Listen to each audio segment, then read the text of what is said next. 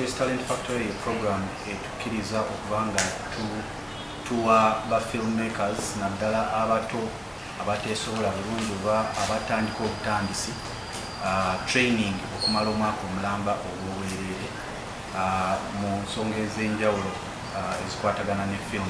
Traininga mu nsonga nga script writing, directing, producing n'ebyali bifaanaganako ebityo okuba nga basobola okumala guno omusomo ne bayingira mu mulimu gye basobola okukola kuba ezisobola okubawa ku ssente. Olwaleero tuza okukola announcement nga tuyita bannayuganda mwenna nti tuguddewo applications kubanga musobola okuyingira oba okufuna opportunity okubeera part of program eno.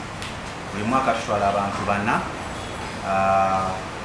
mu ttabi lyaffe ery'e Kenya gye tubasomeseza ensonga zino zikwatagana ne film, era application ziri open wetwogerera kati era mwenna gye muli eyo bannayuganda bonna mu applying.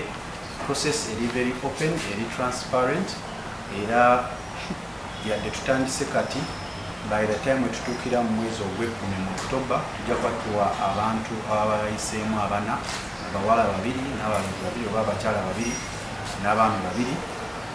Tuba tubawa ofa zaabwe oba leeta zaabwe ezibagamba oba ezibategeeza nti be bayiseemu era tugenda kuba tuba traininga.